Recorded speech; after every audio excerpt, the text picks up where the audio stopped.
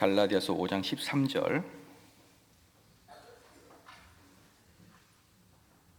다 같이 한 목소리로 읽겠습니다. 형제들아, 너희가 자유를 위하여 부르심을 입었으나 그러나 그 자유로 육체의 기회를 삼지 말고 오직 사랑으로 서로 종노릇하라. 아멘. 오늘은 누가 사회를 혼란스럽게 하는가 두 번째의 주제로 말씀드리겠습니다. 당연히 이 설교는 오전 설교에 이어서 계속 지빙글리가 했던 설교입니다. 이제 이 설교는 그러면은 그 사회를 안정시키기 위해서는 그럼 어떤 일들을 좀 해야 되느냐, 이제 그렇게 답을 좀 주고 있는 부분이에요. 제가 이 쭉 지빙글리 것을 보면서 아주 익숙한 게 뭐냐 그러면은 아브라함 카이퍼와 거의 비슷하다라는 느낌이 들었어요. 아브라함 카이퍼와 거의 비슷하다. 뭐가 비슷하냐면 두 분 다 혼란의 시대에 있었죠. 두 분 다 혼란의 시대에 있었죠. 그래서 찌빙글 때는 당연히 온 유럽이 종교개혁, 말이 종교개혁이지 전쟁이죠. 전쟁의 시기였고, 그 다음에 아브라함 카이퍼 시대는 공상혁명이 발동되고 수많은 곳에서 혁명들이 일어날 때였습니다. 자, 그럴 때 19세기 말 20세기 초에 있었던 카이퍼와 그 다음에 16세기에 있었던 지빙글리의 이야기들이 거의 대동소이하게 있습니다. 그래서 저도 쭉 보게 되면은 제가 좋아하는 그런 정당에 막 응원해 주거나 제가 싫어하는 정당이 막 망하기를 그런 좋아하는 마음이 있잖아요. 그런 마음은 쉽다, 매우 쉽다. 그런데 그런 와중에서도 성도들을 안정시키고 성도들을 성경적으로 차분하게 시키려고 하는 노력들이 이 두 분들에게 있었던 거예요. 두 분들에게 이게 공통점이었다는 것이죠. 그러면 이제 오늘도 이 시간에도 그 사회를 혼란시키는 장본인들과 좀 이야기하고, 그럼 그것에 대해서 지빙글리가 해결책을 이야기하는데, 그 해결책이 지금으로 보면 너무나 합당한 거예요. 너무나 그냥 평범한 겁니다. 아무것도 놀랄 게 없어요. 너무나 평범해가지고. 근데 그 당시에는 정말 그게 충격적인 그런 해법이었고 그랬던 것이죠. 그래서 이제 이 오전 설교에는 특별히 누구에게 이렇게 포커스를 맞춰져 있냐 그러면 그 정의를 외치는 일반 평민들에게 포커스를 맞춰졌다 그러면, 이제는 그 평민들의 분노를 유발시켰던 주교나 고관 대작에게 경고하는 거예요. 그렇게 했기 때문에 결국 이렇게 분노가 터졌고 이렇게 혁명이 일어났기 때문에, 그러면 혁명을 없애기 위해서는 그런 농민들이나 평민들도 그들의 이기심을 알아야 되지만, 진짜로 그 혁명이 일어나게 된 그 원인을 제공하는 이제 이 사제들이나 이런 주교들 또는 고관 대작들에게 경고하며 또 왕에게 이 문제를 어떻게 풀어나가야 될 것인가를 했던 설교입니다. 자, 그럼 보겠습니다. 이제 사회를 혼란시키는 장본인들이 세 가지 정도로 분리되어 있습니다. 첫 번째, 높은 지위에 있는 주교들입니다. 높은 지위에 있는 주교들입니다. 그들의 유일한 임무는 복음 전파하는 일입니다. 다시 말하면 예수님의 이름으로 회개시키고 죄를 용서하는 일입니다. 이것이 제자들이 한 일입니다. 제자들이 입을 것과 먹을 것에 대한 걱정이 하나님 말씀에 집중하지 못하게 되는 것을 봤을 때, 사도행전 6장 2절 말씀에 12사도가 모든 제자들을 불러 이르되 우리가 하나님의 말씀을 제쳐놓고 이 공궤가 뭐냐면 음식을 제공하는 것입니다. 공궤를 일삼는 것이 마땅치 아니하니라고 했거든요. 그런데 여기에서도 지금 지붕이라 이야기가 뭐냐면 주교들은 하나님 말씀만 전하면 된다는 거예요. 하나님 말씀만.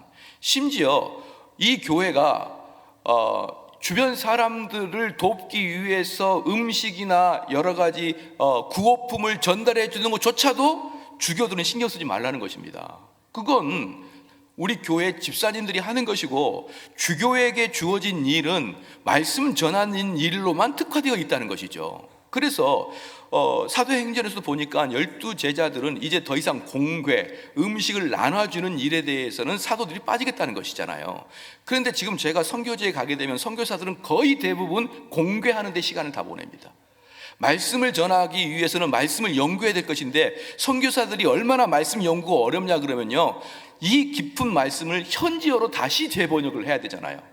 그러면은 그 시간들이 얼마나 오래 걸리며 그게 얼마나 어려운 작업입니까? 그런데 그 작업을 하려면 하루에 10시간, 15시간 연구를 해도 부족할 판에 대부분의 시간들을 공궤하는 데 보내는 것을 저는 너무나 많이 보고 있습니다. 여기서 지붕교리는 뭐라고 했냐면, 주교들은 공궤하는 것을 임쌀지 말고 말씀 전하는데 일임하라 라고 이렇게 하는 것입니다. 하나님의 어린 양을 가르치고 그들이 바른 길을 가는지 살피는 일이 주교들이 유일한 직무라면, 주교들의 유일한 직무는 말씀 가리키고 우리 성도들이 바른 길 가고 있는지만 살피면 되는 거예요. 그게 주교들에게 주어진 일인데, 현재의 주교들은 그리스도에게서 받은 사명과 사도들에게서 받은 직무를 그 반대로 왜곡시켰습니다.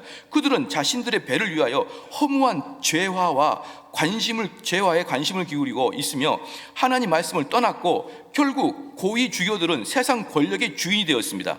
그들 중 일부는 동전 제조, 장사, 그리고 수입을 올릴 목적으로 첩을 두는 것을 용인하는 뚜쟁이와 각종 토지세와 과세를 부과하는 포갑자가 되었습니다. 제가 가끔 말씀을 드리는데, 이 당시에 그 중세 시대 때 주교들과 현대 교회들의 목회자들이 비슷하다라고 말하는데, 그게 무슨 말인지는 알겠지만 사실 전혀 다릅니다.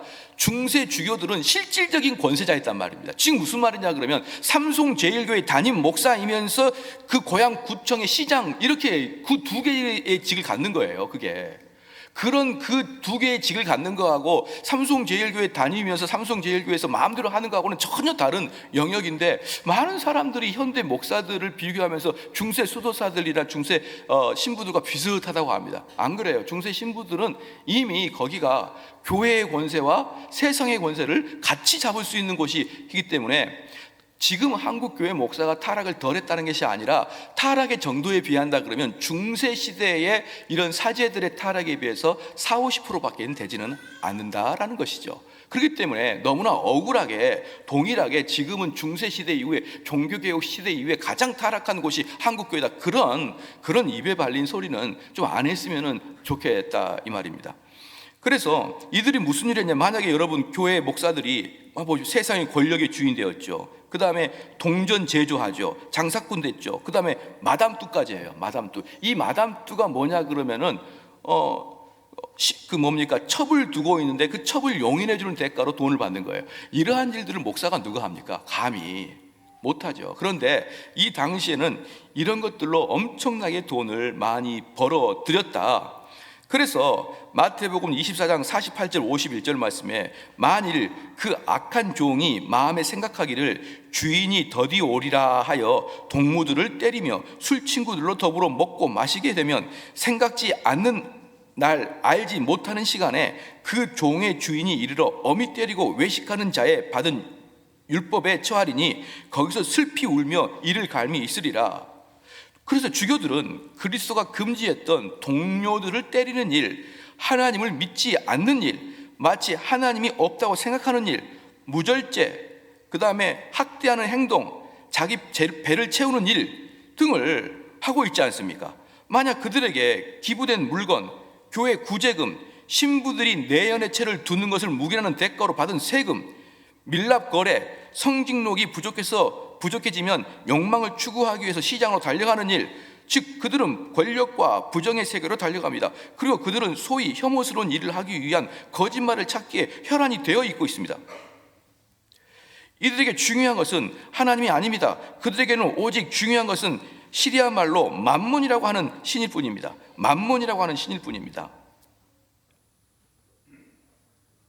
여기서도 보면은 우리가 이제 제가 또 코멘트를 좀 달면은, 많은 사람들이 한국 교회는 자본주의에 물들어 있다 그래요. 천만의 말씀이에요. 한국 교회는 자본주의에 물든 게 아니라 만몬주의에 물든 거예요.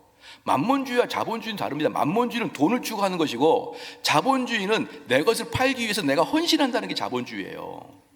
자꾸 그렇게 자본주의를 만몬주의로 만들면서 자본주의 욕을 하게 되는데, 그건 잘못된 여러분 평가입니다. 한국 교회는 자본주의에 물든 게 아니라 무엇에 물들었다?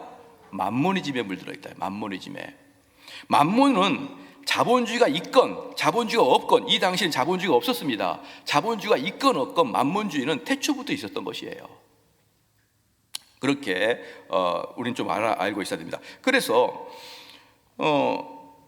그들은 봉헌 재물을 신부에게 넘기고 고해 성사를 합니다. 즉 돈을 받고 고해 성사를 하는 것이고, 콘스탄치에 짓는 마리엔 성당을 짓기 위해 분담금을 내야 되고, 주교의 특권을 흔들지 말아야 한다는 규정을 만들어 놓았습니다.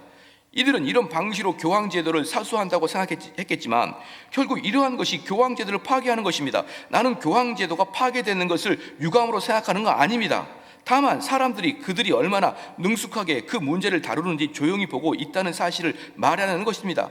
만약 그들이 문제를 그렇게 해결할 경우 우리는 하나님이 그렇게 불의를 그냥 놓아두지는 않는다는 사실을 분명히 보아 알겠습니다. 그러니까 지금 여기서 뭐냐면, 교황 제도가 무너지는 게 안타까워 그러는 게 아니고, 하나님 말씀을 맡은 자들이 하나님 말씀을 맡지 않았을 때 어떻게 무너지는지를 보게 하기 위해서 내가 이 예를 든다, 이 말인 것입니다. 이렇게 교권을 남용하는 걸 보고 더 이상 참을 수 없는 시민들이 저항하는 사람들이 사회적 혼란을 만드는 것을 의미하는 것입니다. 아니, 오히려 당신들이 사회 혼란을 야기시킨 장본인들입니다. 구약에서 아모리 사람들의 죄가 차고 넘칠 때 하나님의 심판하셨던 것처럼 당신들의 죄악이 차고 넘칠 때 하나님은 강한 민족을 당신에게 보내서 심판할 것입니다. 당신들이 폭력을 사용했던 것처럼 그 민족들은 폭력으로 당신을 짓밟아 버릴 것입니다. 여기서 말하고 있는 게 뭐냐 그러면, 너희들이 힘없는 교인들과 백성들을 그렇게 억압을 했는데 거기서 너희들이 교황권을 마르고 닳도록 차지하고 하고, 또 그것에 반항하는 사람들을 종교 재판이나 여러 가지 형태로 죽였는데, 어느 날 때가 차니까 전혀 다른 세계에서 믿지 않는 무시무시한 이방인들이 무시무시한 죽음으로 너희들을 싹 쓸어버릴 것이다, 이거예요. 이게 바로 성경의 원리입니다. 성경의 원리는 항상 그리스도인들끼리 싸워요. 그리스도인이 싸우고, 그리스도인들 중에 하나님을 믿지 않는 자들이 하나님을 믿는 자들을 핍박할 때 나중에 어떻게 공격하느냐, 항상 그렇습니다. 이방인들을 강력하게 들어서 그 이방인들이 이스라엘 백성들을 쳐버리게 하는 것이에요. 바로 지금 지병이가 그렇게 말하고 있는 거예요. 너희들이 그렇게 교황권을 차지하려고 그렇게 안달복달하지만 너희가 때가 차면 이방인들이, 무시무시한 이방인들이 너희를 말할 수 없는 폭력으로 짓밟아 버릴 것이다. 당신들에게 저항하는 이들을 사회 혼란자라고 규정하고 있지만 사실은 당신들이 사회 혼란자 유발자입니다. 어떤 이들이 복음을 말해주면 주교들은 그 설교자를 체포해 버립니다. 이 설교자들은 대제사장 안나스 앞에 선 그리스도처럼 내가 한 말이 잘못이 있으면 잘못되었다는 증거를 대시오, 그러나 내가 한 말이 옳다면 어째서 나를 때립니까? 라고 소리쳤습니다. 이런 절규를 외치는 자들에게 당신은 이단자인 루터를 추종하는 놈이야 라고 친절하게 대꾸해 줍니다. 내가 하나님께 맹세하는데 지금 여기에 성경을 가져오시오. 나는 내가 가르친 모든 것을 당신에게 보여줄 수 있습니다. 내가 말하는 것이 내 자의적인 생각에서 나온 것이 아니라 성경 여러 곳에서 나온 것임을 증명해 보이겠소 라고 항변하면 이들은 이렇게 말합니다. 우리는 여기서 당신과 논쟁하려고 온 것이 아닙니다 라고 대꾸합니다. 그렇게 해서 한 사람은 성경을 요청하고 다른 사람은 교수형의 밧줄을 요청해 버립니다. 보십시오, 이게 주교들이 하는 일입니다. 그들은 폭군들이 해왔던 아니 심지어 더 악랄하게 합니다. 무엇을 하는 것입니까? 하나님 말씀을 억누르는 일들을 이 주교들이 하는 것이죠. 하나님 말씀을 전달해야 될 이 주교가 오히려 바르게 하나님 말씀을 전달하는 사람들의 입을 틀어막고 있더라는 것입니다. 그래서 사회 혼란이 일어나는 것입니다. 그들은 죄 없이 죽은 수많은 자들의 핏값이 반드시 책임을 져야 됩니다. 소위 성직자라는 주교들이 나타나는 곳이면 어디에나 심한 종교 박해가 일어나곤 합니다. 그러나 반대로 사람들이 그들의 말을 주의 깊게 경청하지 않는 곳에서는 모든 그리스도인들이 언제나 평온합니다. 나는 그들이 벌인 수많은 잔혹한 행위들에 대해서 쓰게 되면 두꺼운 세계사책을 쓰는 것만큼이나 많이 쓸 수 있습니다. 짧게 말하면 그들은 세상의 재물을 독차지하려고 애쓰고 있고 세상의 권력을 차지하려고 하고 있습니다. 그들은 모든 일을 돈으로 만드는 능력을 가지고 있습니다. 그것이 세상의 혼돈과 폭동을 일으키게 만드는 원인이었습니다. 여러분 뒤에 보면 알겠지만 이 주교들이 참다운 성직자가 아니라 왕의 친척과 아들들이 다 주교가 되는 거예요. 왕의 친. 왜? 돈이 되니까. 거긴 돈이 되는 곳이니까. 그러니까 이 당시의 성직자들이 우리가 보기에는 그들의 성직자가 타락했다가 아니고 뭡니까? 욕망을 가지고 있는 세속적인 사람들이 성직자의 옷을 입고 돈 있는 곳으로 찾아간 것이 중세예요. 제가 언젠가 이 말씀을 드렸지만 많은 사람들이 이렇게 얘기합니다. 종교 재판을 우습게 여기게 만들려고, 종교 재판을 우습게 만들려고 갈릴레오 재판을 항상 이야기합니다. 갈릴레이가 뭐라고 했냐면 지구는 둥글고 지구가 돈다 그랬습니다. 지동설을 얘기했어요. 그런데 당시 종교 재판은 천동설을 주장했던 것입니다. 그렇기 때문에 일반 세속적인 사람들이 종교가 얼마나 무지한지를 이야기하면서 갈릴레오 재판을 항상 이야기합니다. 야, 종교가 뭐라고 그랬느냐? 천지가 돈다고 하지 않았느냐? 뭡니까?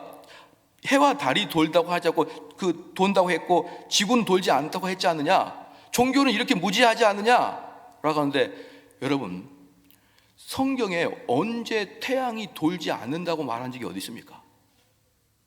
성경에 언제 지구가 돌지 않는다고 말한 적이 있고 언제 태양이 안 돈다고 말한 적이 있습니까? 그런 것을 성경은 말하지 않아요. 즉 종교 재판이라는 게 뭐냐 그러면 성경을 연구하는데 성경의 연구 결과 우매한 게 아니라 당시 중세 세계관을 가지고 있던 사람들이 종교의 탈을 쓰고 중세 세계관으로 근세를 핍박한 거예요. 근데 이것을 그 안티 기독교인들은 얼마나 기독교를 그냥 공격하려고 갈릴레이 재판을 종교 재판이라고 그러고, 종교 재판은 종교인의 탈을 쓴 세속주의자들이고 종교인의 탈을 쓴 왕의 자녀들이 그 종교의 교주를 했던 겁니다, 여러분. 그 당시의 시대상은 전혀 고려하지 않냐고 종교 재판이라 그러니까 기독교가 이렇게 우매합니다 라고 말할 때 그저 우리 교인들도 거기에 덩달아 가지고 정말 기독교는 우매해, 그런 생각을 갖고 있는 사람이 꼭 한두 명씩 있어요. 종교 재판은 성경을 연구한 결과를 말하는 게 아니고 중세 세계관을 갖고 있는 사람들이 종교란 탈을 쓰고 권력을 차지한 사람들의 횡포였습니다.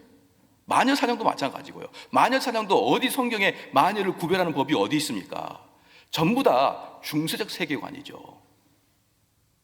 자, 봅시다. 또 그랑 똑같아요. 여기서 수도사들, 주교들은 실제로 성직자들이 아니라 성직자의 옷을 입은 세속 권력자들이었습니다. 자, 그러므로 이들은 이 일을 위해 하나님의 말씀을 왜곡시켜야 됐습니다. 그런 후에 강제하고 억제시켰습니다. 억압하였습니다. 이사야서 56장을 한번 봐보겠습니다. 이사야 56장을 한번 봐보겠습니다.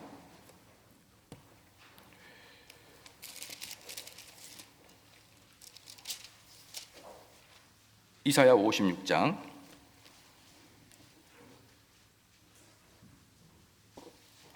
9절부터 12절까지입니다. 이제 그릇된 지도자의 책망, 이사야가 그릇된 지도자를 책망하는 내용을 또 즈빙글레가 그 당시 그릇된 지도자들을 책망하는 내용으로 삼고 있습니다. 이렇게 말합니다. 9절에 들의 짐승들아, 산림 중의 짐승들아, 다 와서 삼키라.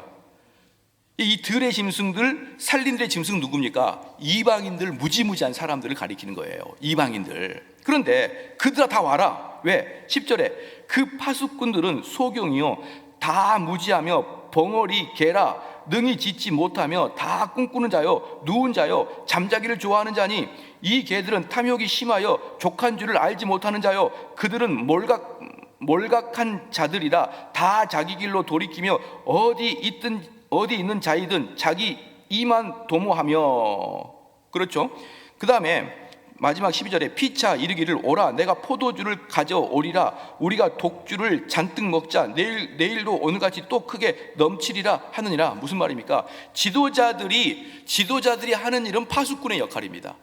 지도자들이 하는 일은 적이 오는지 우리가 어느 방향으로 가는지를 지시해 주는 게 지도자 역할이에요. 근데 이 지도자들이 뭐 합니까? 소경이요. 이 소경의 뜻이 뭡니까? 분별할 수 없다는 거예요. 분별을 못하는 겁니다. 무엇이 진리인지 무엇이 정인지 이렇게 해서는 어떤 일들이 문제가 발생했을지 이 분별을 못하는 것이고요. 무지하고 벙어리고 개라 능히 짖지 못하는 벙어리개예요. 개는 개인데 벙어리개예요. 그럼 벙어리개는 쓸모 있는 것은 두들겨 맞는 거 외에는 아무 쓸모가 없어요. 스트레스 받을 때 한 번씩 때리는 거 외에는 벙어리개가 뭔 필요가 있습니까? 이런 애들이 이스라엘의 지도자고 이런 애들이 주교고 왕입니다. 자, 그럴 때 누가 온다 그랬습니까? 들의 짐승들아, 살림의 짐승들아, 와서 다 삼켜버려라. 그렇게 하는 거예요. 삼켜버려라. 그러니까 지금 여기서 그 주교들한테, 왕한테 지금 지부인과 이야기한 뭐냐면, 너희들이 그렇게 짖지 못한 벙어리의 개와 같다 그러면, 너희들이 맨날 술을 먹고 그 무엇이 옳고 무엇이 그른지를 분별하지도 못한 그런 지도자라 그러면 살림의 짐승들이 너희를 다 죽일 것이다. 그렇게 이야기합니다. 보십시오. 그들이 얼마나 헛된 망상에 사로잡혀 있는지. 하나님의 진리의 말씀을 전혀 이해하지 못하는 방탕한 개와 같습니다. 에레미야 6장 10절에 이렇게 말하고 있습니다. 내가 누구에게 말하며 누구에게 경책하며 듣게 할꼬. 보라, 그 귀가 할례받지 못하였으므로 듣지 못하는도다. 보라, 여호와의 말씀을 그들이 자기에게 욕으로 여기고 이를 즐겨 아니하니. 에레미야도 지도자들이 오히려 하나님의 말씀을 부끄럽게 여긴다고 말했습니다. 예언자나 지도자들이 서로가 서로에게 도둑의 길을 열어주고 있는 것이죠. 그러니까 예언자와 지도자가 눈이 멀고 게을러 잠을 자면은 무슨 말이냐? 도둑들이 오는 길을 열어주는 것과 똑같다는 것이에요. 무시무시한 것들이 오고 이 나라에 아주 엄청난 재앙이 올 것인데 그것들을 모르고 자기들끼리 눈이 멀어서 무엇을 해야 될지를 모르는 상황이더라 이 말이에요.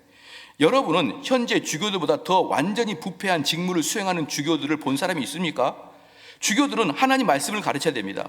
그 일을 하기 위해서 이들은 모든 일에서 절제해야 합니다. 그런데 이들이 세상의 허탄한 것에 마음을 기울이고 있으며 재화를 쌓는 데 마음을 빼앗기고 있으며 그리고 인간적인 여러 가지 생각을 설교하고 있는 것입니다. 설교를 하는데 자꾸 인간적인 이야기만 하는 거예요. 성경을 해석하는 게 아니라. 그렇죠? 주교들의 재산은 세상 군주보다 재산이 훨씬 많습니다. 여기서도 보면 알겠지만 교회 주교의 재산이 세상의 영주보다 재산이 더 많다는 거예요. 재산이. 그리고 사회 사치와 성적으로 방탕한 행동은 상상을 초월합니다. 이러한 것들을 주교들에게 알려주면 그들은 말을 들으려 하지 않고 오히려 반역자나 사회 혼란자라고 그들을 비난해버립니다. 그렇게 주교들은 하나님이 그들에게 명령하는 것과는 완전히 반대대로 살고 있습니다. 하나님은 그들에게 설교하라고 파송한 것입니다. 주교들은 인간의 말을 전했을 뿐이지 성경을 해석하여 전하는 것은 보지를 못했습니다. 지난 암울한 시대 동안 우리는 유감스럽게도 복음을 전하지 못했을 뿐만 아니라 복음이 무엇을 뜻하는지조차 전혀 알지 못했습니다. 지부인교회가 말합니다. 중세 지난 시대 동안에 복음을 전하는 걸 듣지 못해왔다. 전부 다 뭐합니까? 자기들이 인간적인 이야기만을 그렇게 해댔던 것이에요. 그게 바로 중세의 아주 흑암이 가득 찬 천년의 역사입니다. 중세 천년의 역사예요. 그때는 복음을 제대로 해석하는 사람이 없었기 때문에 나가서 맨날 그냥 자기들의 이야기나 해댔던 것이 중세 천년이었습니다. 그래서 주교는 복음만 전하지 못했지, 여기서 재밌는 게 뭐냐, 지부인교회는 그렇게 말합니다. 주교는 복음만 전하지 못했지 세상 군주보다 더 포갑적인 위치에 올랐으며 돈 되는 것은 무엇이든지 다 할 수 있었습니다. 딱 뭐만 못했다고요? 복음만 전하지 못하고 나머지는 다 할 수 있었다.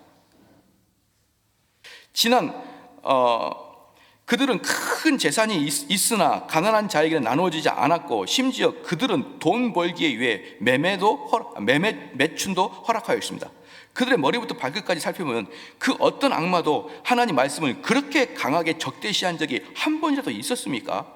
하나님 말씀을 그렇게 왜곡시킨 자들이 있었습니까? 바로 이들이 사회 혼란을 유발시키는 첫 번째 장본인이었습니다. 그 지부인교회가 이야기한 첫 번째는 주교들이었습니다. 주교들이 얼마나 동네에서 돈을 갈취해 버렸는지, 동네 사람들이 다 굶게 생겼는데도 자기만 그냥 배가 떵떵 부었는데 이게 세속 영주보다 돈을 더 많이 벌은 그런 사람이었다. 두 번째입니다. 그 밖에 사회 혼란의 장본인 사람들은 사제와 수사들, 수도원 원장이었습니다. 이들이 하는 일이란 오로지 사회 혼란을 부르는 행동일 뿐이었습니다. 수도원장은 그들이 수도사가 아닙니다. 수사라는 뜻은 모나쿠스란 단어인데, 이 모나쿠스란 단어의 뜻은 세상을 등진 운둔자라는 뜻입니다. 그런데 어떻게 그들이 운둔자입니까? 그들은 세상 한가운데 살고 있으면서 그런 운둔자가 그렇게 많은 말을 가지고 있으면, 말입니다. 아마 우리로 말한다면 많은 차를 가지고 있겠죠. 많은 말을 가지고 있으면 그 말이 그렇게 치장되어 있다는 게 말이 됩니까? 이렇게 말하면 좀 뭐하는데, 목사님 차가 한 10대는 있어요. 근데 전부 다 막 벤츠야. 그러니까 찌빙글리가, 아니 그게 은둔자냐? 은둔자가 어떻게 그렇게 좋은 차만 그렇게 다 가지고 있느냐? 이렇게 이야기하는 것이죠. 그러니까 그동안 수도원장들은 교황과 군주를 속여 11조와 많은 돈을 구걸했고, 그리고 그 돈으로 세상 정치 권력의 제후 자리를 사기도 차지하기도 했습니다. 그와 동시에 영적인 사제 자리까지도 포기하지 않았습니다. 이게 뭡니까? 일반적인 세속 자리와 영적인 자리를 한꺼번에 가지고 있단 말이에요. 뭘로? 돈으로 사가지고. 이게 구걸하는 은둔자의 모습입니까? 이 수도에는 처음부터 위선적인 것이었습니다. 몇몇 경건한 수사들이 모습 때문에 그들이 수도회에 가입했지만, 그들이 자신이 가진 모든 위선적인 행동을 버리고 바른 구원의 길로 가지 않는 한, 그들이 자신이 가진 모든 위선적인 행동을 버리고 바른 구원의 길로 가지 않는 한 그들은 절대로 하나님 자녀가 될 수 없습니다. 이게 또 위클리프랑 똑같이 얘기합니다. 수도원은 처음부터 위선이었다. 처음에 경건한 몇 명의 수사들이 광야에서 수도원을 만들 때까지는 좋았는데, 그 이름을 따라서 들어오는 수많은 수사들은 뭡니까? 결국 그 수도원에 들어가는 것만으로 구원을 받았다고 생각을 해버리는 거예요. 구원을 받았다. 그러니까 그들은 그 안에서 구원의 길도 가지 아니하고 그냥 거기서 되풀이하는 그 프로그램을 따라서 계속하게 되면은 천국에 도달한다고 생각했기 때문에 수도원은 처음부터 만들어질 때부터 위선자를 만들 수밖에 없었다. 그런 운명이었다라고 이야기하는 것이죠. 그들은 위장을 치면서 마치 돈을 경멸하듯이 말합니다. 그들은 부자가 되고 난 후에도 수사복을 벗지 않고 입고 다닙니다. 그들의 수사복 안에는 수많은 사치와 명예심과 무절제함이 숨겨져 있습니다. 그 속에 오만함이 있습니다. 어떤 사람을 화형시키려고 할 때는 그들은 가차없이 잔인하게 추진합니다. 그렇게 수도원의 수사들이 열심히 경건에 훈련하다가 누군가가 이단적 상황을 발생해서 그 사람을 화형시키자 그러면 가차없이 잔인하게 달려들어서 죽이려고 했던 것입니다. 그 다음에 세 번째입니다. 세상의 권력과 부를 가진 자들입니다. 제후들, 권력자들, 최고층의 정치가들, 이들은 그동안 자기들의 주 수입원이었던 대주교 관구, 대주교 성당, 그리고 수도원을 이제 포기해야만 된다는 사실을 가장 잘 알고 있습니다.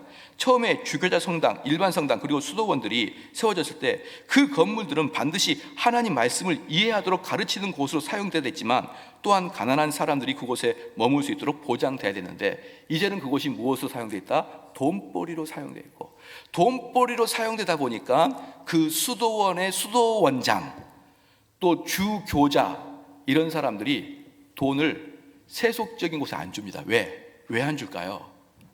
수도원 원장도 권세가 하거든요.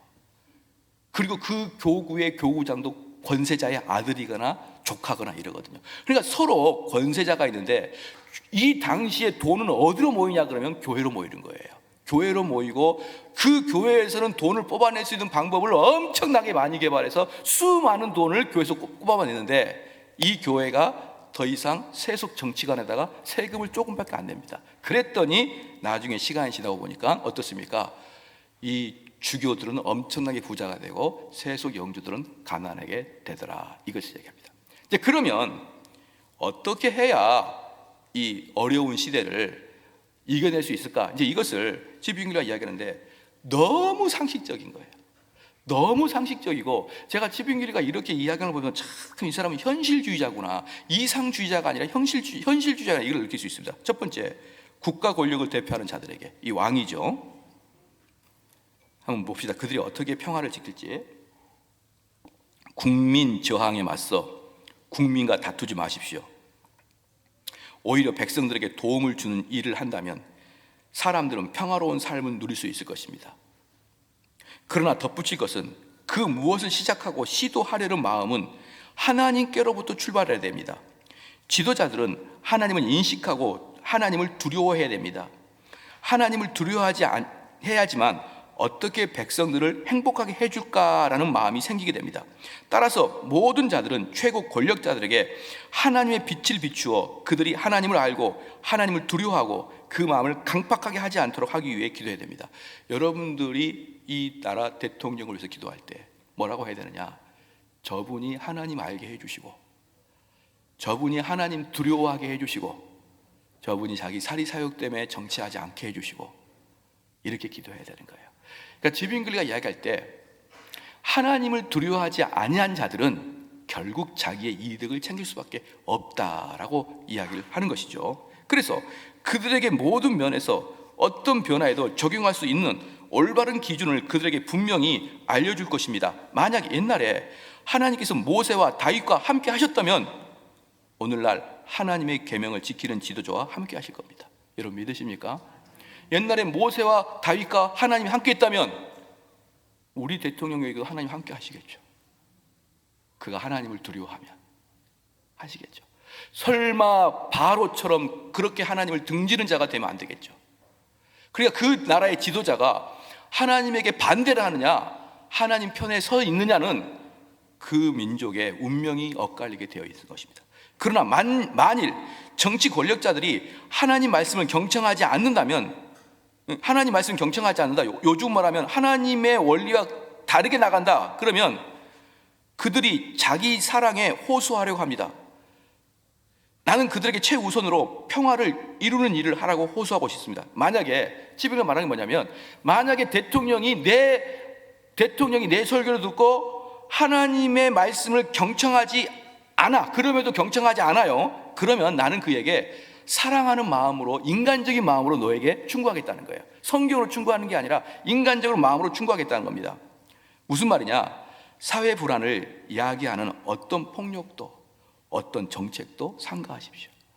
사회가 동요할 수 있고 소요가 될 수 있고 사회가 서로 불안하고 서로 갈라질 수 있는 그런 정책과 그런 폭력은 금하십시오. 이것은 뭐 성경과 관련 없이 얼마든지 할 수 있는 이야기잖아요. 그죠? 이 나라가 둘로 쭉 쪼개지는 그런 정책은 삼가해달라는 것이죠. 정치 권력자들은 하나님의 정의를 진리라고 알아차리기까지 그들의 내면적으로 변화되지 않는다면 그들은 간섭 없이도 그들이 집착하고 있는 외부 환경이 변화될 것입니다. 또 잊지 말아야 될 것은 왕 또는 귀족들의 권력은 백성으로서 나온다는 것을 잊지 말아야 됩니다. 이거 요즘 많이 듣는 이야기인데요. 권력은 국민으로서 나온다, 많이 들었는데 여기서도 그렇게 얘기합니다. 왕 또는 귀족의 권력은 백성으로부터 나온다는 것을 잊지 말아야 됩니다. 그러므로 백성의 마음이 권력자들에 떠나면 그 왕은 도대체 어디에서 힘을 얻겠습니까? 그러니까 이것은 지금 찌부잉라 뭡니까? 나는 당신에게 성경적으로 말하지 않고 인간적인 마음으로 당신을 사랑하는 마음으로 충고할 때니까 내 말을 들으십시오 라고 하면서 하는 이야기가 500년 후에 지금의 소리랑 똑같아요. 그렇죠? 만약 사람들이 강제로 백성을 복음에서 멀어지게 만든다면 백성들은 사도들처럼 이렇게 외칠 것입니다. 그런데 만약에 그 왕이 아주 악해가지고 백성들을 신앙으로부터 떨어뜨리게 하고 백성을 이 정책을 신앙과 멀리한다 그러면 우리는 이렇게 외칠 것입니다. 사도행전 5장 29절처럼 우리는 사람에게 복종하랴 하나님께 복종하랴 라고 외칠 것입니다. 왜냐하면 그 어떤 것도 믿음의 가치보다 더 높을 수는 없기 때문입니다. 믿음으로 말미암은 평강과 위로에 믿음을 포기할 바에는 오히려 자신의 육체와 생명을 잃어버리는 편이 신앙인들에게 훨씬 나은 편입니다. 이것은 말씀을 온건하게 표현했지만 뭡니까? 차라리 죽이든지, 그 말이에요. 차라리 죽여라. 믿음에서 떨어지게 하는 정책을 펴면은 우리는 목숨 걸겠다, 이 말을 하는 거예요. 그리스도인들은 그리스도를 얻기 위해서 내가 가진 모든 것을 배설물로 여길 줄 아는 자들이 그리스도인입니다. 그리고 로마서 8장 35절 말씀에 누가 우리를 하나님의 사랑에서 끊을 수 있겠습니까? 라고 하듯이 어떤 왕도 어떤 지도자도 우리를 하나님의 사랑에서 끊을 수 없습니다. 그런 생각은 애초부터 하지 마십시오. 하나님을 모르는 자들은 신앙을 굳게 지키겠다는 말이 가볍거나 심지어 우습게 여길 수도 있을 것입니다. 신앙이 없는 자는 우리는 신앙이 굳게 지킬 거야, 이 말을 가볍게 여길 것일 수 있단 말이죠. 예? 그러나 신앙인에게 신앙을 굳게 지키겠다는 것은 목숨을 내놓겠다는 뜻입니다. 신앙인을 무시하고 세상 꼭대기에 서려고 하면 그들의 운명이 애굽의 바로와 같은 운명이 될 것을 맞이하게 될 것입니다. 구약의 여러 악한 왕들은 선지자들의 경고를 무시했지만 항상 곧바로 재앙이 오지는 않았어요. 그렇죠? 항상 때가 찰 때까지 유보되어 있습니다. 그러나 때가 되면 반드시 그들이 벌을 받게 되어 있습니다. 혹 살아있는 동안에 하나님의 심판을 피하면 바로 그들은 죽어서 심판대 앞에서 모든 걸 보응받게 됩니다. 이와 같이 교황제도와 그를 옹호하는 권세자들에게 경고합니다. 당신들의 운명이 어떻게 처할지를 생각하십시오. 설교를 상당히 유순하게 하지만 내용을 곰곰이 뜯어보면 상당히 무서운 내용들이죠. 자, 그것을 미가서 2장을 봅시다. 미가서 2장을 한번 보겠습니다.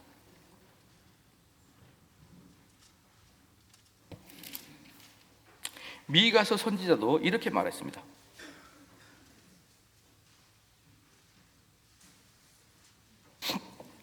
구약성경 1292쪽입니다. 미가서 2장 1절부터 3절까지입니다.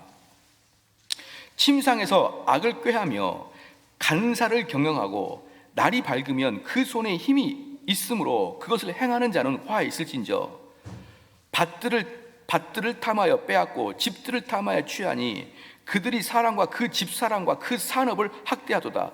그러므로 여호와의 말씀에 내가 이 족속에게 재앙을 내리기를 계획하나니 너희의 목이 이에서 벗어나지 못할 것이요 또한 교만히 다니지 못할 것이라. 이는 재앙의 때임이니라 하셨느니라. 너희들이 권세가 있다고 침상에서 악을 꾀하고 간사하게 경영하지만 다 하나님이 보고 있고 때가 되면 너희들에게 징계를 내릴 것이다 라고 그렇게 경고하고 있지 않습니까? 다시 한번 봅시다. 이사야서 10장을 봐보겠습니다.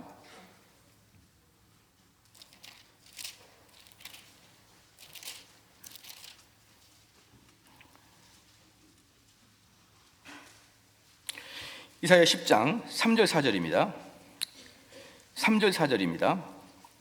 이사야 10장 3절 4절입니다. 너희에게 벌하시는 날에와 멀리서 오는 환난 때에 너희가 어떻게 하려느냐? 누구에게로 도망하여 도움을 구하겠느냐? 너희 영화를 어느 곳에 두려느냐? 이거 지금 지도자에게 한 일인데, 너희들이 그렇게 하나님을 두려워하지 않고 그렇게 경영했을 때 너희들의 권세가 끝날 때 너희들 어디로 피하려고 그러느냐? 너희들을 누가 막아주겠느냐? 누가 너희를 환영해 주겠느냐? 이 말이에요. 4절에 포로된 자의 아래서 굽풀이며 죽임을 당한 자 아래에 엎드려질 따름이니라. 그럴지라도 여호와의 노가 쉬지 아니하며 그 손에 여전히 펴지리라. 모든 예언서는 마침내 하나님께서 심판하신다는 말로 가득 차 있습니다. 왜냐하면 그것은 권력자인 여러분들이 악한 일을 많이 했으며 왕들과 권세자들을 심판하시는 분은 항상 하나님이시기 때문입니다. 그러니까 지금 우리가 알아야 될 게 뭐냐면 왕들은 누구에게 심판을 받느냐? 하나님께 직접 심판을 받는다는 거예요. 직접. 왜? 백성들이 그를 심판하기 너무 어려우니까. 밑에 있는 자들이 그를 심판하기 너무 어려우니까 왕들과 권세자들은 하나님이 친히 심판을 하겠다는 것입니다. 그래서 나는 여러분에게 엄중히 경고합니다. 자신들의 큰 잘못을 감추면서 자신들의 이익을 얻을 수나 있는 것처럼 잘못 생각하는 것을 버리십시오. 뭔가 꼼수를 부리면 큰 이익을 얻을 것 같은데 그건 잘못 생각한 것입니다. 만약 그렇지 않으면 여러분이 땀 흘려 얻은 모든 이익을 완전히 잃어버리게 될 것입니다. 거기까지 올라가려고 얼마나 열심히 했고 얼마나 또 모았고 차근차근 모았는데 단 한 번에 다 잃어버리게 할 것이라는 것이에요. 이제 여러분이 이익이 되도록 그럼 제가 법을 말하겠습니다. 이제 이들이 그럼 너희들 그렇게 살지 않으려면 내 말을 한번 들어보십시오. 이렇게 하면은 어느 정도 회복이 됩니다. 그런데 사실 여러분들은 교황 제도 때문에 많은 것을 잃었습니다. 그런데 여러분은 탐욕으로 독재하지 않고 더 많은 것이 백성으로 가게 하면 오히려 당신들은 더 부유한 자가 될 것입니다. 지금 무슨 말입니까? 백성들을 활기차게 하라. 그럼 당신은 부자가 될 것이다. 백성들이 활기차게 사업하고 활기차게 일하고 활기차게 그 삶을 즐기도록 해라. 그럼 왕은 더 부자가 될 것이다. 이 말이에요. 억압하지 말고 감독하지 말고 독재하지 말고 탐욕 부리지 말고 백성들을 살기 좋게 편안하게 활기차게 그렇게 하면 오히려 왕이 부자가 될 것이다. 그래서 경고합니다. 첫 번째, 교황제도는 반드시 철폐돼야 됩니다. 아니면, 지금 이 말도 제가 듣고 좀 깜짝 놀랐어요. 교황제도는 반드시 철폐돼야 됩니다. 아니면 최소한 복음이 교황제도를 누를 때까지 잠잠해 있으십시오. 교황제도 응원하지 말고 교황제를 철폐해야 되는데 와서서 도와주지를 않으려면 복음이 교황제도를 이길 때까지는 아무 말 하지 말고 기다리십시오. 그렇게 이야기한 것이죠. 그럼에도 교황제도를 완전히 박살낼 수 있는 오직 유일한 것은 하나님 말씀밖에는 없습니다. 그러므로 여러분은 제일 처음에 하나님 말씀은 정의롭고 하나님을 두려워하는 사람에 의해서만이 하나님 말씀이 선포되는 사실을 반드시 알아야 됩니다. 즉 누굽니까? 하나님 말씀 선포는 하나님을 두려워하는 자에 의해서만 반드시 선포되게 하셔야 됩니다. 여러분은 오직 진실하게 말씀을 섬기고 있는 사람들에게 완전한 자유를 보장해주고 계속해서 그들이 자신의 일을 수행할 수 있도록 도와주십시오. 복음에 입각한 사람들은 완벽한 자유를 주십시오. 자꾸 국가에서 이런저런 걸로 컨트롤 들어오지 만지지 마십시오. 여러분 보장해주고 계속해서 그들의 자신의 일 수행하도록 도와주십시오. 그렇게 되면 머지않아 하나님 말씀이 이 지역의 지식 공동 재산이 될 것입니다. 즉 무엇입니까? 자유롭게 하나님 말씀을 전하면은 시간이 지나면은 이 마을의 근저에 하나님 말씀이 공동적으로 다 알게 될 것입니다. 그리고 더 이상 당신들의 아들들이, 이제 여기서 힌트가 나와요. 당신의 아들들이 주교나 수도원장이 될 수 없겠지만, 이걸 보면은 왕의 아들들이 주교나 수도원장이 됐던 거예요. 그런데 이 계획을 일으키게 되면은 이제부터 더 이상 당신의 아들들은 주교도 될 수 없고 수도원장도 될 수 없습니다. 당신들은 그것에 대해서 큰 손해를 본 것 같지만 사실은 더 큰 보상을 받게 될 것입니다. 그러니까 이걸 보면은 치빙글리는 대단히 현실적인 사람이에요. 어떻게 말하냐면요, 이들은 세속적 권력으로 당신들 아들들에게 넘겨줄 것입니다. 그렇게 해서 권력은 제자리에 찾을 겁니다. 뭡니다? 너희들 아들들을 더 이상 수도원장이나 주교로 보내지 마라. 그러면 츠빙글리가 우리가 복음으로 교황제도를 박살내겠다. 그럼 세금이 다시 너희 아들들의 영주한테 갈 것이다, 이 말이에요. 그러니까 너희 아들들은 주교가 되지 말고 세속적 권력자가 되면 그들에게 세금을 내도록 우리가 하겠다. 그러니까 철저히 현실주의자죠. 그래서 당신들 자녀들은 더 큰 보상을 받게 될 것이고 세속적 권력은 제자리를 찾게 될 것입니다. 그러면 수도원에 더 이상 재산이 들어오는 것은 없을 것이고 수도원에 재산이 들어오지 아니하면 더 이상 관심 가지지도 않을 것입니다. 사람들은 더 이상 고해성 사는데 돈을 내지도 않아도 될 것입니다. 즉 여러분이 이 땅의 통치권에 만족하면 될 것입니다. 성직자들이 국가에 어떤 권력을 갖지 않도록 해주십시오. 그러나 권력에 종속되어 있지 않지만 성직자에겐 적당한 생활비를 제공해 줘야 됩니다. 만약 그들이 믿음이 있는 사람들이라면 당신의 선택에 동의할 것입니다. 정치력으로는 아무것도 강요하지 않도록 해주십시오. 무슨 말입니까? 정치로 종교에 관여하지 마라. 종교가 어떻게 하든지 정치는 관여하지 마라.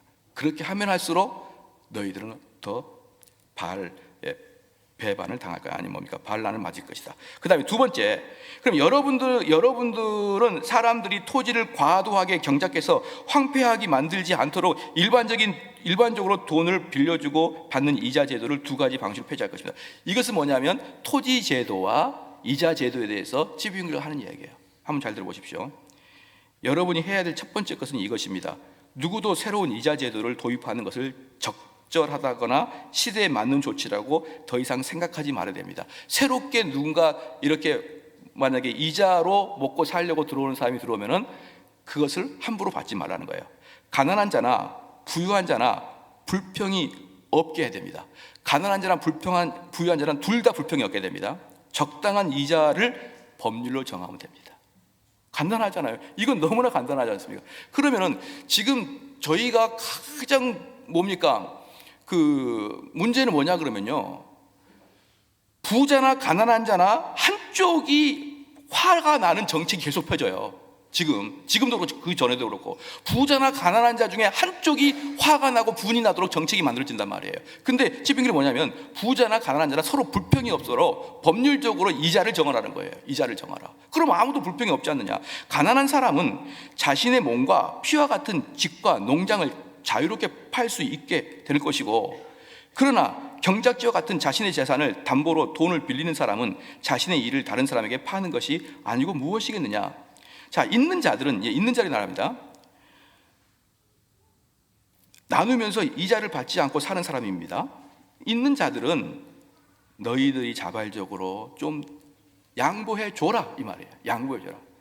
법률을 정하되 있는 자들은 좀 더 양보를 해주고 우리는 부족함이 없이 살았다는 마음을 항상 가져라, 이 말입니다. 항상 가져라. 우리는 부족함이 없이 살았다. 너희들은 얼마나 힘들었니? 우리는 그래도 부족함 없이 살았으니까 내가 너희들에게 좀 더 양보할게. 이 마음을 있는 자들은 가지고 있는 자나 없는 자나 이 세상을 너무 사랑하지 않도록 교육시켜라는 거예요.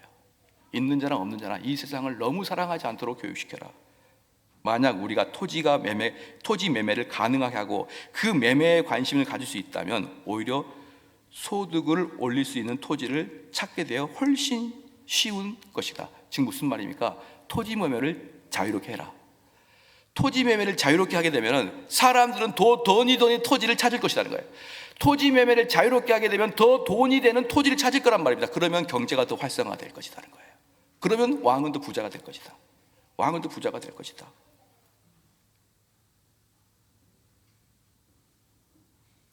이라는 소처럼 고리도금업자에게 고통을 당하고 결국 이 백성을 착취하는 사람에게 종속되게 하는 일이 될 것입니다. 그러면 원래 당신의 백성이었던 이들이 이제 고리대금업자들에게 백성이 되고 말 것이다. 무슨 말이냐면 이자를 정확하게 법률을 정하지 않으면 고리대금업자들이 막 이자를 많이 늘려가지고 원래 왕 너의 국민들이었었는데 그 사람이 고리대금업자에게 돈을 빌림으로 말미암아 고리대금업자의 종이 될 것이다. 그러니까 왕 너를 위해서 내가 말하는데 이자율을 정하라, 이렇게 얘기합니다. 그리고 두 번째로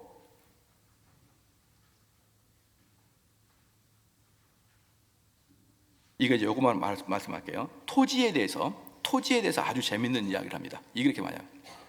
토지도 자유롭게 거래를 해야 되는데 만약 스스로 농사나 노동하고 싶지 않는 자들은 어떻게 할 것이냐. 여러분 어떻게 합니까? 우리는 노동이 신성하다고 생각하잖아요. 그잖아요. 노동은 신성해서 노동에 나오는 그런 재화를 가장 중요하게 했는데 그럼 지금 지빙글가 이렇게 말했습니다. 만약에 너희가 노동하고 싶지는 않아. 근데 돈은 벌고 싶어. 그럼 어떻게 할 것이냐 이 말이에요. 지빙글리는 땅을 사서 줘라. 땅을 사서 임대해 줘라 그랬어요. 그럼 간단하죠. 간단하지 않습니까? 너희가 농사 짓기 싫어요. 그럼 큰 밭을 사. 그리고 여기에서 너가 일을 하고 나한테 이득을 줘. 그러면 된다라고 지빙글리가 얘기해 주는 거예요. 그럼 너무나 간단하고 근데 이것은 어떻습니까? 현대는 노동은 신선한데 그런 식으로 재화를 얻는 사람들을 불로소득이라고 봐요. 지금의 분위기는, 젊은이의 분위기는 그렇게 집세나 이렇게 토지를 빌려줘서 돈을 벌어들이는 것에 대해서는 불로소득이라고 봅니다. 여러분 잘 보십시오. 내가 토지를 사가지고 이 토지에 대해서 어떤 사람이 토지가 없는 사람이 내가 이 땅을 너에게 농사를 지게 할 테니까 너가 농사를 열심히 져서 50% 나 주고 50% 너 가져라. 그러면 아무도 불만이 없어요. 그렇잖아요. 물론 노동하는 사람들은 때로는 야 이건 내가 좀 너무 손해보는 거 아니야? 이런 마음을 있어도 억울하지는 않습니다. 근데 부동산을 해서 돈을 버는 사람을 불로소득이라고 엄청나게 국가에서 뺏어버리면 그 부동산 살려고 일평생 돈 모았던 사람 억울해요. 억울합니다. 그것 때문에 돈을 많이 벌기 때문에 자영업자가 어려울 수도 있지만 서로 억울하게 하지 않으려 그러면 한도를 정해주면 되는 거예요. 몇 프로 이상 올리지 마라. 그렇게 정해주면 되는데 우리는 한쪽을 억울하게 하는데 너무 쉽게 정책을 펴버립니다. 너무 쉽게 정책을 펴요. 근데 지빙글 뭐라고 합니까? 자유롭게 사게 해가지고 일하기 싫으면 돈이나 많이 벌어라. 돈 많이 벌어주고 토지 사가지고 거기서 일 시키고 네가 50% 먹고 저 사람이 50% 먹으면 어떻느냐? 아무도 불판이 없다. 이것을 지빙글리가 그렇게 이야기했던 것이죠. 그래서 이렇게 말합니다. 거기에 더 많은 수익이 나면 당신은 더 많은 이익이 나올 것이고 가난한 자들도 일정 부분 수익을 올릴 것이고 토지의 수확량에 따라 받은 사용료는 고정된 이자나 지대보다 하나님의 뜻에 더 맞는 것이라고 나는 본다는 거예요. 하나님의 뜻에. 이자를 받는 것보다 오히려 토지를 줘서 토지 수익금을 받는 것이 나는 하나님의 뜻에 더 가깝다라고 지브잉글리는 이렇게 얘기했습니다. 저는 이 지브잉글리의 이 이야기를 쭉 보면서 어느 거 하나도 억울하지가 않아요. 어느 거 하나도 억울하지 않고 이렇게 살면은 나라가 서로 편안하게 살 수 있을 것 같아요. 왜 이렇게 단순한 것이, 왜 이렇게 어려운 시대가 됐을까요? 이렇게 이야기하게 되면 얼마나 우리가 사람들로 하여금 야 너는 너무 잔인한 사람이야 이렇게 이야기를 들으는 시대에 살아가야 되나요? 여러분 이렇게 되면 안 됩니다. 있는 자도 국민이고 없는 자도 국민이에요. 많이 배운 사람도 국민이고 적게 배운 사람도 국민입니다. 그러면 이 나라의 정치를 이끈 사람들은 최대한 서로 분노가 나지 않도록 잘 해줘야 되는 거예요. 그걸 이끌어주는 것이 바로 왕의 직무다라고 그렇게 여러분이 했습니다. 어떠십니까? 어떤 분은 그러더라고요. 맨날 찌빙글리 설교만 해달라고. 그럴 수는 없는 거예요. 그렇게 이야기하면 제가 섭섭한 거죠. 그런데 뭐 정대원 목사님 하지 말고 그냥 찌빙글리나 위클리프나 계속 해달라 이렇게 그렇게 좀 무지한 자들이 있었어요.